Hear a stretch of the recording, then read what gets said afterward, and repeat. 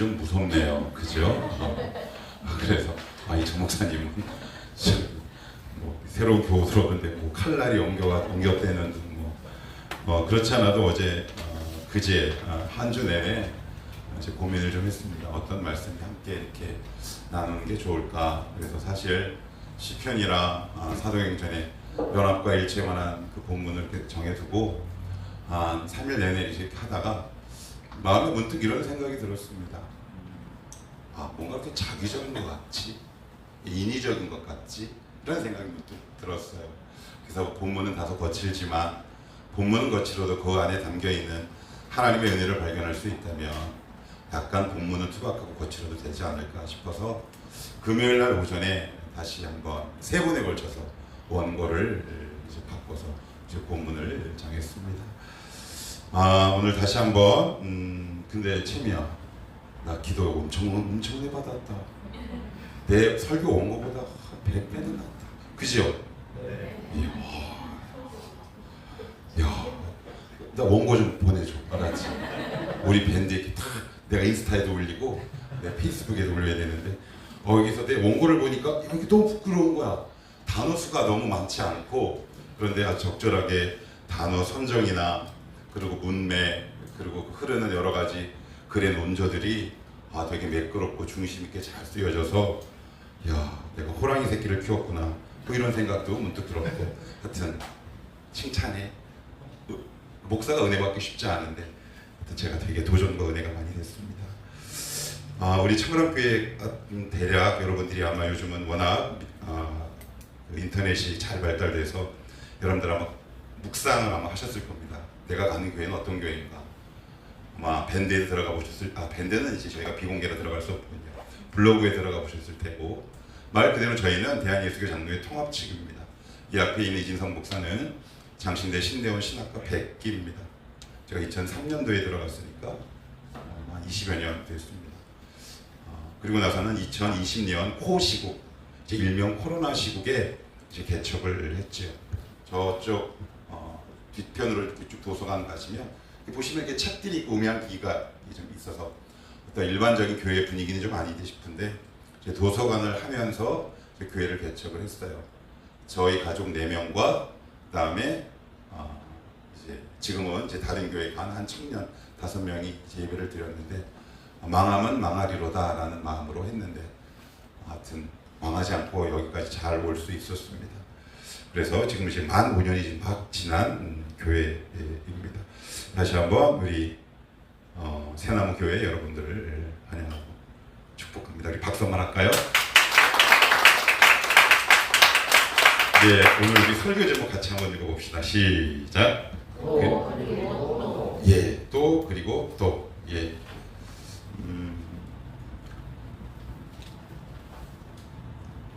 이 사사기는 참 인간의 시면 가장 깊은 곳이 뭐가 있나라고 굉장히 적나라하게 쓰여진 책입니다.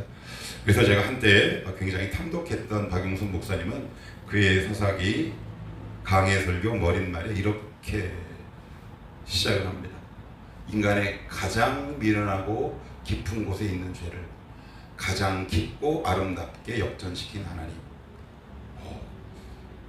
또 칼빈은 또 이렇게 얘기를 합니다. 그의 사사기 주석의 서두에 이렇게 얘기합니다. 인간의 비참함에 비례하는 하나님의 놀라운 사랑. 참고로 저는 그 박 목사님의 그 사사기 강의를 읽다가 20대 후반에 너무 제가 찔려서 책을 확 하고 던진 적이 있습니다. 왜 우리 그런 거 있잖아요. 미러링. 거울을 딱 봤는데 저 안에 나 있어. 그럼 되게 힘들거든요. 할렐루야가 잘 되지 않지. 바로 그 사사기가 그런 모습이었어요. 근데 그건 제가 아마 부분만 봐서 그럴지 모르겠는데 더 깊이 들어가 보고 성경을 읽다 보니까 이 안에 담겨있는 하나님의 뜻이 참 크고 예쁘고 놀랍구나 이런 생각이 듭니다. 신앙생활을 하다 보면 이렇게 부침이 있죠. 업 앤 다운이 있습니다. 여기 있는 목사도 마찬가지입니다. 이제 물론 눈에 드러나지 않게 큰 파고처럼 이렇게 크게 흔들리는 일은 지금 나이도 있고 연륜도 있어서 그런 일은 그렇게 많지는 않은데 그래도 제 안에 작은 진동과 울림과 떨림들은 여전히 있습니다. 여러분들은 왜 없으시겠습니까? 업이 있으면 다운이 있죠. 이스라엘도 우리랑 똑같은 성정이고 똑같은 인간이라면 그들도 잘 믿다가 부패하기도 하고 죄를 짓기도 하고 실패하기도 합니다. 오늘 그 이야기입니다. 우리는 어떨 때 신앙이 다운되고 그럼 어떨 때 우리는 업될까? 그러면 이런 우리의 모습을 보면서 하나님은 어떤 대책을 마련하고 계시며 성경은 과연 우리에게 어떤 방법을 제시하고 있는가? 비록 정해진 시간이 그라 길지 않아서 아주 심도 있게 다룰 수는 없겠지만 성경이 증언하는 대로 오늘 하신 말씀을 한번 따라가 봤으면 좋겠습니다. 흔들림이 있습니다. 신앙에 작은 흔들림들이 있어요. 그런데 그것이 조금 지나면 쑥 하고 발이 빠집니다. 자, 그러면 이스라엘 백성들은 어떤 과정을 거쳐서 어떻게 하나님으로부터 멀어졌고 그런 이스라엘 공동체를 하나님은 어떻게 붙들고 다시 그 자리로 돌이키셨는지 한번 여러분들의 경험을 한번 비교해 보시면 좋을 것 같고요. 만약 지금 나 요즘 조금 상태 메롱인데 상태 좀 힘든데 라고 만약에 본인이 그렇게 생각이 드신다면 본문 말씀을 다 같이 한번 따라가면서 하나님의 음성을 들었으면 좋겠다 싶습니다. 자, 우리 본문으로 들어가야죠. 항상 답은 성경 안에 있다 싶습니다. 자, 사사기 3장입니다. 3장 12절입니다.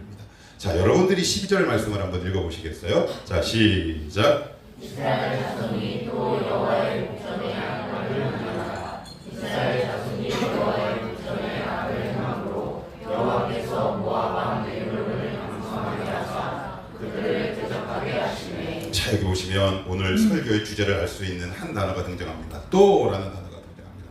또, 그 이야기 이미 과거에 몇 번의 전력이 있다는 얘기죠. 또입니다. 우리가 신앙이 늘 갈등이 되는 지점이 뭐냐면 내가 이 지점에서 또 실패하네. 나 극복한 줄 알았는데 사람마다 아킬레스건이 있고요. 생장점을 딱 가로막는 무언가가 있는 경우가 굉장히 많습니다. 어른도 그렇고요. 청년들도 그렇습니다. 저도 물론 그렇습니다. 저도 30대까지 저의 믿음의 생장점을 꼭 붙들고 있는 또 반복되는 제 연약함들이 있었어요. 그런데 오늘 그것은 개인뿐만 아니라 이스라엘 공동체도 또라고 합니다. 너 거기서 또 넘어졌구나. 그럴 때 우리는 나에게 이렇게 정죄하죠. 너 내가 넘어질 줄 알았어. 너 또 거기서 넘어졌지? 넌 안 돼. 거기서 들려오는 사단의 정죄는 우리를 정말 깊은 나락으로 떨어지게 하죠. 야, 나 이거 받게 되지 않나? 그러면서 하나님을 보기보단 들어서는 알고 있는데 하나님을 보기보단 사실 나의 믿음의 실력에 주목하게 되는 것이 우리의 실존이고 실력이다. 이스라엘 백성도 역시 마찬가지다.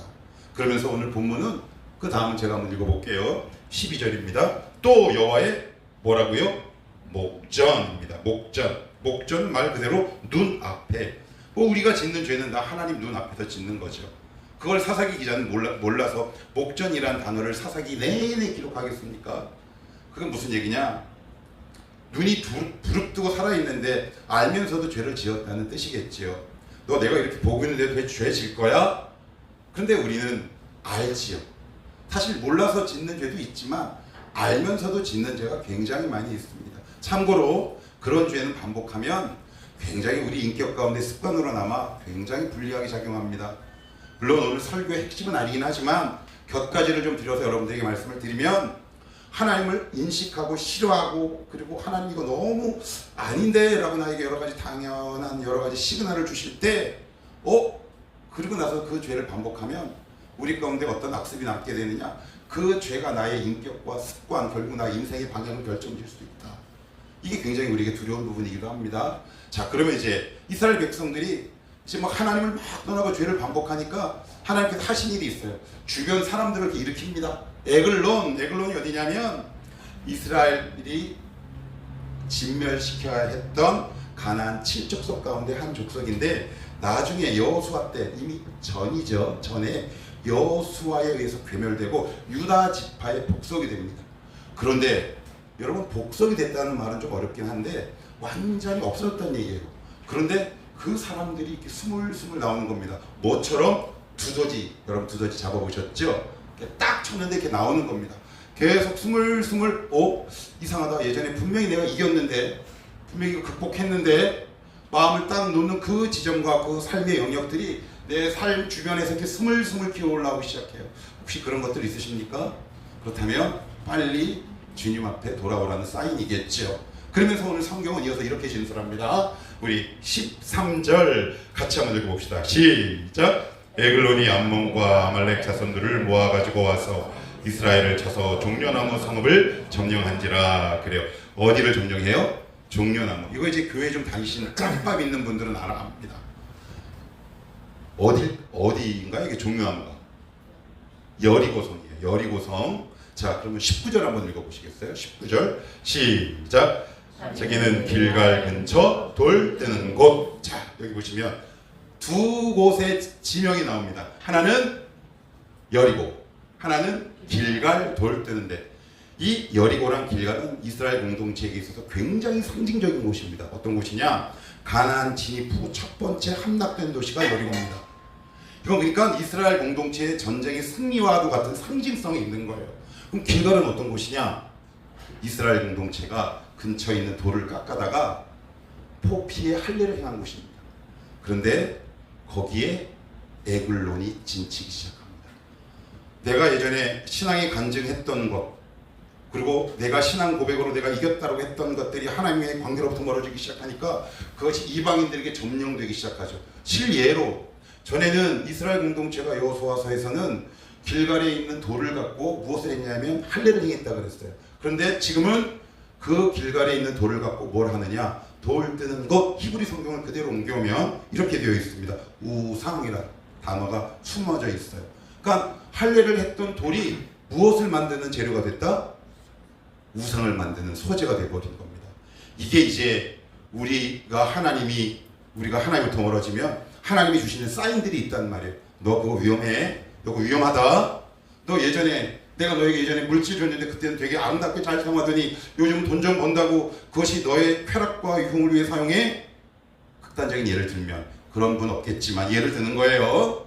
그렇게 된다면 지금 사인이 바짝바짝 오는 겁니다. 자, 그러면 이제 본론으로 들어가 봅시다. 자, 하나님이 어떻게 역사하시고 일을 풀어나가실지. 자, 우리 여기를 한번 봅니다. 14, 15절 같이 읽어봅니다. 시작. 이에 이스라엘 자손이 모압 왕 에글론은 18해 동안 숨기니라. 이스라엘 자손이 여호와께 부르짖음에 여호와께서 그들을 위하여 한 구원자를 세우셨으니 그는 곧 베냐민 사람 게라의 아들 왼손잡이 여우시라. 이스라엘 자손이 그들을 통하여 모압 왕 에글론에게 공물을 바칠 때, 이게 이제 18년, 이게 이제 발음이 좀 어려워서 그냥 약 20년이라는 단어로 제가 치환을 할게요. 약 20년 가까이 섬깁니다. 그런데 왜 20년을 섬겨야 할까요? 20년, 왜 20년 가까이 섬겼을까요? 이유는 우리는 알아요. 모르는데 알아요. 왜요? 어떤 문제가 이렇게 발생하죠. 그런데 우리는 아유, 되겠지 뭐. 이런 적 있다 없다? 전 있어요. 여러분. 그 20년을 되겠지 뭐. 예, 됩니다. 악화됩니다. 악화돼요. 하나님이 때로는 긍휼을 베푸셔서 해결할 때도 있지만 누군가 영혼을 딱 이렇게 세울 때 너 정말 이래도 기도 안 하고 내 앞에 무릎 꿇지 않을래? 하면 그냥 알아서 되겠지. 찔리는 분 혹시 계십니까? 찔리면 복 있는 거겠지요. 예, 저도 그랬습니다. 어떤 문제가 딱 생기면 저만의 18년, 근 20년을 버틴기죠. 그런데 너무 힘듭니다. 힘들어요. 알아서 되겠지. 근데 그것으로 끝나지 않습니다. 이제 15절에 굉장히 놀라운 진술을 하는데, 여기 보시면 드디어 에글론이 그 주변국들을 모아가지고 이스라엘 공동체를 딱 침략하고 복속을 탁 시킵니다. 그러면 고대 근동뿐만 아니라 동서고금을 막론하고, 우리나라도 예전에 중국에게 뭘 갖다 바쳤습니까? 곡물을 갖다 바쳤어요. 근데 여러분, 제가 이 설교를 준비하면서 제가 한번 옛날 자료를 한번 AI랑 주석서를 한번 찾아봤어요. 여러 자료를 한번 찾아봤더니 조선시대 때 중국에 곡물을 보낼 때 누구를 보내냐면 가장 똑똑하고 가장 학벌이 좋은 높은 상위 가문의 젊은 사람을 보냅니다. 그 기록들이 나와 있어요. 그런데 이스라엘은 누구를 사신으로 보내냐면 왼손잡이 에웃인데, 이게 되게 중요합니다. 왜냐하면 베냐민 지파는 전통적으로 왼손잡이가 많았대요. 그런데 여기서 말하는 왼손잡이는 그 뜻이 아니라 오른손을 못 쓰는 장애랍니다. 무슨 뜻일까요? 이스라엘 공동체는 예나 지금이나 장애, 신체의 장애는 여호와의 저주로 인식하고 있던 사람들입니다. 여러분, 복음서 보면 장애 있는 사람은 성 밖에 있는 경우가 너무 많잖아요. 그런데 여러분, 이상하지 않습니까? 왜 자기를 지배한 그 나라에게 공물을 보내고 사신을 보냈는데 자기네들도 무시하는 에웃을 보낼까요? 이유가 뭘까요? 더군다나 왼손잡이가 아니라 정확한 의미는 뭐라고요? 한 손을 사용하지 못하는 히브리 성경은 그렇게 번역되어 있거든요. 여러분이 왕이라면 그런 사람 보내겠습니까? 못 보내죠. 그거는 예의도 아닐 뿐더러 그들의 신기를 건드리는 거예요. 왜 그럴까요? 그들은 아직 자존심이 남아있는 겁니다. 여러분, 신앙은 늘 이 자존심과 연결되어 있습니다. 만약에 이것이 하나님의 뜻이고 이것이 하나님의 징계고 그리고 여기에 우리가 순종해야 한다면 그 상황에 마땅히 최고의 예우를 갖춰서 그들에게 공물을 보내고 사신을 보내야 하는데 이스라엘 공동체는 자기네들도 무시하는 저 주변 변방인, 흔히 말하는 속된 표현으로 쩌리들을 그 가운데 대장인 에웃을 사절단의 대표로 보냅니다. 뭐가 그들 가운데 남아있었다고요? 자존심이 남아있는 겁니다. 우리는 너희들에게 아직 무릎 꿇지 않아. 근데 여러분 지금 무릎 꿇었습니까? 안 꿇었습니까? 꿇었죠. 예, 신앙인들이 밖에 나가서 사회생활할 때 굉장히 조심하셔야 될 부분이 있습니다. 저 역시도 이런 경험들이 몇 번 있었는데 이게 참 희한합니다. 저는 그런 이야기도 많이 듣고 안수 집사님 뭐 이런 이야기들 많이 들었는데 이겁니다. 목사님, 전도사님, 교육전도사님, 아니 왜 청년들 교육 좀 똑바로 좀 하십시오. 왜요? 왜 실력도 없는데 애들이 자존심만 세요? 왜 직장에서 집사님이랑 호칭 부르고 자기가 맡은 일 제대로 안 하고 싫은 소리 하면은 집사님이 뭐라 그런다 그러고 자존심만 셉니다. 근데 그런 모습이 저에게도 있었어요. 나는 이런 교회에 있을 사람 아니다. 여러분은요, 나는 이런 회사에 있을 사람이 아니다. 그것이 여기에 있는 자존심과 우리의 자존심과 뭐가 다르겠습니까? 여러분 굉장히 조심하셔야 합니다. 그래서 자존심과 믿음은 반비례합니다. 믿음이 좋은 사람은 자존심이 별로 없습니다. 자존심이 별로 없으니 상처도 덜 받지요. 만약에 이중이 말씀을 듣는데 많이 그러시거든. 난 아직 자존심이 살아있구나. 지금 이스라엘 공동체와 나의 심령 상태가 너무 똑같구나. 이렇게 보시면 됩니다. 하나님은 우리의 신앙을 성숙시키실 때 우리의 가장 아킬레스건인 자존심을 늘 건드리십니다. 제가 오늘 이 자리까지 올 수 있었던 단 하나의 이유, 여러 가지 있겠지만 하나님이 저의 자존심을 계속 긁으셨어요. 좀 창피한 얘기긴 하고 우리 교우들은 알고 있지만 저는 목회하면서 여러 가지 뭐라 그럴까 아킬레스건 표현이 좀 적절하진 않은데 정확한 표현이 생각나지 않는데 이상하게 제가 키도 크고 덩치가 크고 목소리도 커서 그런지 꼭 권사님들은 저보고 그랬어요. 이 전도사님, 이 목사님 대형교회 목사 스타일이야. 저 신대원 다닐 때도 우리 동기들도 그랬어요. 회장님 오셨어요. 욕은 할 수 없고 죄송합니다. 그런데요, 참 사람이 무섭죠? 그게 제 귀에 남습니다. 그런데 제 안에 자존심이 남습니다. 그런데 하나님은 어느 날 제가 이러고도 이 교회를 섬겨야 합니까? 이런 기도는 하나님이 굉장히 빨리 대답하십니다. 여러분 지금 직장 옮기셔야 합니까? 예, 물론 옮기실 수 있죠. 옮기는 것 갖고 뭐라고 하지 않습니다. 그러나 내가 이곳에 있을 사람이 아닌데 라는 마음을 혹시 갖고 계십니까? 그러면 맞습니다. 거기서 죽으셔야 합니다. 하나님 옮기실 때까지. 왜요? 거기서 우리의 자존심이 다듬어지기 시작하는 겁니다. 이스라엘 공동체는 이 자존심을 아직도 갖고 있었습니다. 이게 얼마나 허황된 자존심인지 모릅니다. 다시 말씀드립니다. 우리의 믿음과 자존심은 어떻게 된다? 반비례합니다. 믿음이 좋을수록 우리의 자존심은 없죠. 그래서 지금은 이제 50 중반이 넘어선 지금 이제 조금 어느 정도 수준에 왔느냐, 누가 이런 말을 해도 뭐 그럴 수 있지 뭐.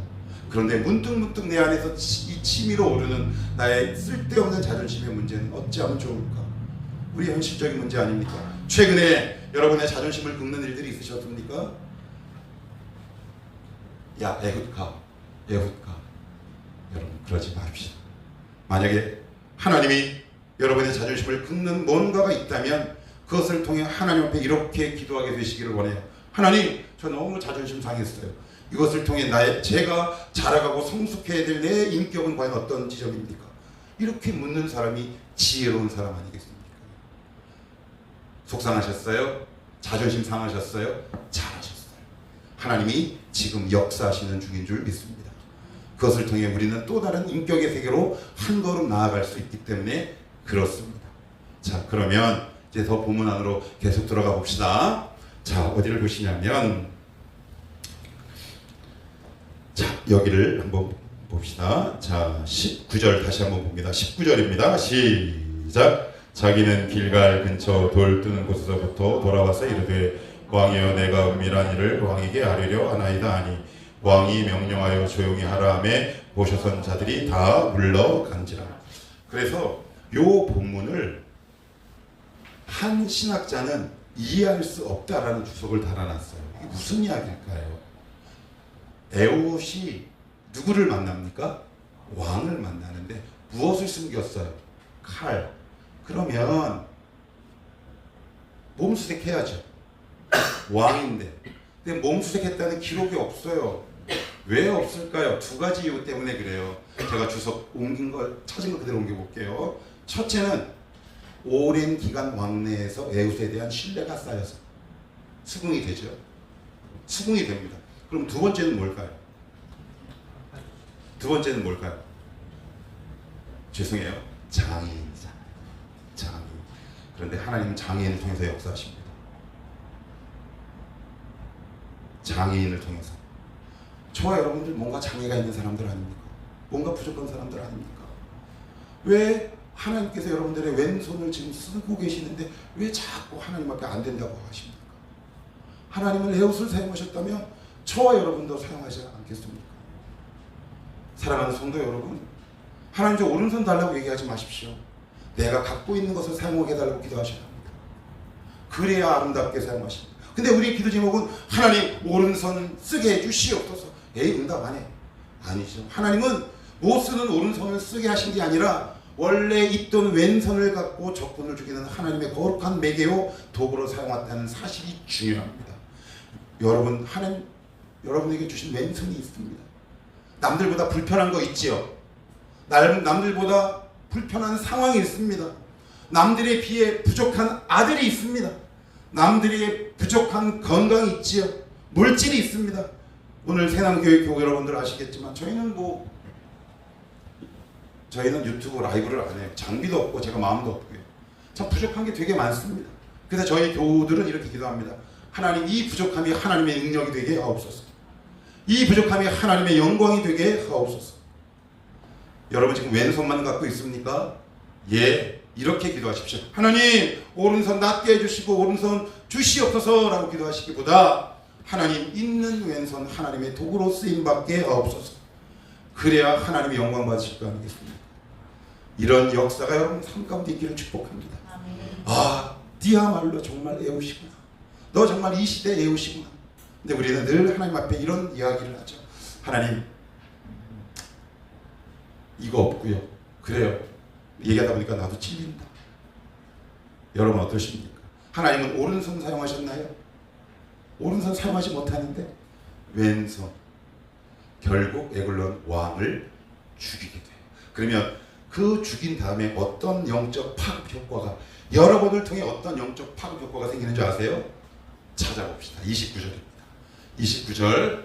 자, 29절 같이 오늘 본문은 아닌데 한번 읽어볼게요. 시작. 그때 모압 사람 양 10,000명을 죽였으니 모두 장사요 모두 용사라 한 사람도 도망하지 못하였더라. 자, 이게 이제 왕이 딱 죽었어요. 그랬더니 그 모습을 보고 야 드디어 이제 이스라엘 백성들이 각성하기 시작했어요.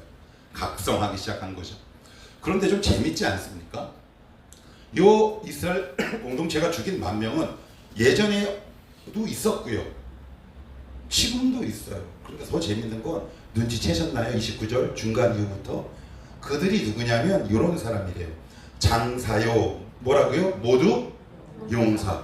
이거 제가 또 한번 찾아봤어요. 사전을. 그랬더니 장사라는 말은 두 가지 뜻이 있는데 비둔하다라는 뜻이 있고요. 두 번째는 잘 먹어서 얼굴이 기름지고 체격이 우람하다라는 뜻이에요. 그러면 이 사람들은 전에는 못 먹었나요? 전에도 장사고 용사였어요. 지금도 장사고 용사예요. 환경은 변한 게 아무것도 없어요. 내가 만나는 사람은 변하지 않습니다. 여러분이 직장 간 그 사람은 변하지 않습니다. 환경은 변하지 않아요. 그런데 뭐가 변했을까요? 이스라엘이 변한 거지. 누구를 통해? 여기서는 자 따라합시다. 나를 통해. 왜요? 우리가 애우시기 때문에 그렇습니다. 여러분을 통해 누군가 믿음의 동료와 격려를 받기를 축복합니다. 오? 나도 한번 해봐야겠다. 제가 사전 모의 없이 갑자기 얘기해서 미안해. 난 우리 병진군을 칭찬하고 싶어. 그지? 괜찮아 병진아? 그래. 뭐 흉보는 거 아니니까. 여기 지금 네 하고 손 한번 이렇게 들어줘. 아 예. 이제 이 친구가 지금 요식업을 하다가 이제 최근에 이제 엠브로런 돈가스를 이제 그만두고 새로운 직장을 하는데 이제 우리는 압니다. 요식업이 얼마나 취업하기 힘든 곳인가. 왜 힘들어요? 언제 못 쉬어요? 주일에 쉬는 데가 거의 없어요. 없어요. 취업이 잘 될까요? 안 될까요? 잘 안 돼요. 그러니까 막 걱정이 되는 거야. 그리고 또 하나님께서 부인에게 아름다운 또 태의 선물까지 또 줬으니 얼마나 가장으로서 책임감 어깨가 확 눌려올 거예요. 부담과 기쁨이 동시에 오죠. 이제 그런 모습을 저는 옆에서 지근거리서 이렇게 바라봅니다. 저 녀석이 어떻게 태도와 자세를 갖고 있나. 그런데요, 예뻐요. 뭐가요? 어느 날 와서 이렇게 얘기를 하더라. 아, 내가 뭔가 지금 잃어버린 게 있구나. 믿음의 정상으로 돌아가야 되겠구나. 이런 말을 합니다. 그런데 우리는 알아요. 말이란 삶은 다르다는 거. 그런데 실제로 그런 선택을 하더라고요. 그 모습을 보면서 목사인 저에게 도전이 되는 거예요. 목사보다 나은데? 그렇다면 병진이는 우리 청월함교회에 오신 거지. 자, 그러면 그들이 죽인 10,000명이 뭐라고요? 장사요, 용사. 그러면 그들은 전에 왜 못 죽였을까요? 이 성경 한 구절만 찾아보고 오늘 말씀을 맺겠습니다. 사사기 1장 19절. 사사기 1장 19절입니다.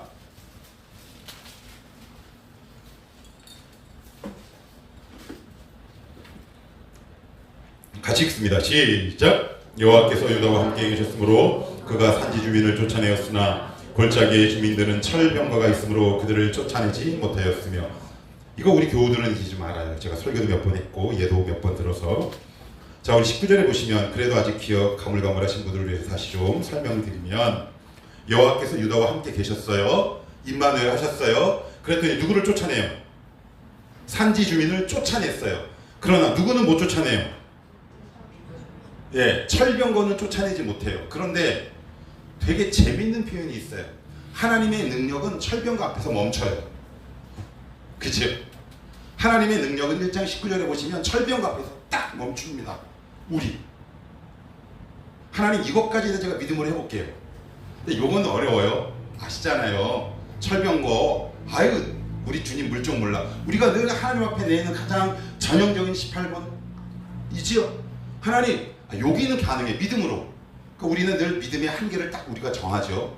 그러면 우리가 하나님 해야 됩니다. 그런데 이들은 왜 이렇게 정할까요? 이유가 있습니다. 쫓아낼 마음이 없어요. 쫓아낼 마음이 없습니다. 왜 우리가 죄악과 끊임없이 타협할까요? 쫓아낼 마음이 없습니다. 은근히 즐기고 싶고 누리고 싶고 느끼고 싶은 거예요. 아니면 어쩔 수 없고요. 저는 그랬어요. 그것을 쫓아내시길 축복합니다. 그럴 때 우리에게 진짜 역사가 일어나겠죠. 하나님 철병거요. 너 혹시 그것을 빌미로 뭔가 타협하고 싶은 거 아니냐? 그래서 사사기는 제가 책 던질만 했죠. 그때 너무 아프게 왔어요. 막 욕이 나와가지고 제가 이제 책을 잠시 할 때인데 이렇게 확 던져버렸어요. 있다가 침대에서 막 욕도 하면서 야, 누가 보면. 근데 그런 사람이 목사가 됐으니 우리 교우들이 얼마나 힘들겠습니까? 아무튼 여러분 혹시 철병거 앞에서 멈추셨어요? 그런데 에옷을 통해 그들은 다시 한번 일어나기 시작합니다. 장사요, 용사였습니다. 우리가 마주하고 접하는 이 세상과 이 세상의 사람들은 똑같습니다. 그러나 거기에 정말 믿음이 있나옵니다. 그 한 끗 차이, 그 한 단어로 인해 우리의 삶의 방향과 질이 달라진다면 우리는 어떻게 하겠습니까? 우리는 하나님 앞에 또 범죄했습니다. 그러나 그렇지만 하나님은 또 우리를 일으키십니다. 오늘도 이 말씀을 붙들고 여러분이 지으신 그 죄의 자리에 주저앉지 마시고 오늘도 에옷을 통해 우리를 일으키시며 우리를 회복해 하신 그분의 긍휼과 은혜를 바라보며 다시금 그 있는 자리에서 믿음의 자리로 일어나는 귀한 이 시대의 애굽과 같은 성도들이 다 되시기를 주님의 이름으로 축복합니다. 우리 같이 한번